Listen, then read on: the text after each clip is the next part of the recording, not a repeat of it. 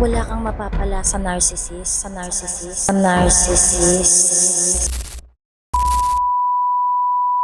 Ang katotohanan tungkol sa pakikipagrelasyon sa taong mapagpanggap at makasarili. Alam mo ba kahit ibinigay mo na lahat, kahit na ibuhos mo yung sarili mo sa kanya, yung oras mo, yung buong pagmamahal mo, at ang sarili mo sa kanya, parang kulang pa din. Parang kailanman hindi ka naging sapat. Tanong ko lang sa'yo, nakaramdam ka na ba na habang ibinibigay mo ang lahat para sa relasyon mo o sa relasyon nyo, siya naman, unti-unting inaalis ang halaga mo? Dahil kung oo, may masakit na katotohanan kang dapat na marinig. Wala kang mapapala sa pakikipagrelasyon sa narcissist. Alam mo ba kung bakit? Dahil para sa kanila, hindi ka kapareha.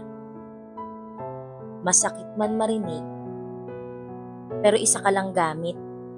Gagamitin nila ang iyong kabutihan, gagamitin nila ang iyong kakayahan, gagamitin nila ang iyong yaman para umangat sila. At kapag wala ka nang maibigay, iiwan ka nila na parang wala lang. Ikaw na sanay sa ginhawa, ikaw na sanay na kontrolado ang buhay mo. Sa kanya lang ba talaga nawawala ang kapangyarihan? Bakit sa kabila ng mga bagay na meron ka, pakiramdam mo ay kulang ka pa rin? Bakit ikaw na matagumpay sa lahat ng bagay, dito ka naman nabibigo at nasasaktan? Alam ko ang sagot. At alam ko kung papaano maibabalik sa'yo ang respeto, halaga, at paggalang na nararapat sa'yo. Ako si Luna Ingrata. Hindi lang ako basta-basta nagbabasa ng kapalaran. Itinatama ko ito. Kilala ako sa isa sa pinakatatagong gabay ng mga babaeng katulad nyo. Matagumpay, matalino, at handa sa pagbabago. Pero bigo sa pag-ibig. Hindi lang basta taro ang maibibigay ko sa'yo. May mga paraan tayo upang maibalik at maitama yung mga bagay na nawala sa'yo. Lalo na ang halaga mo.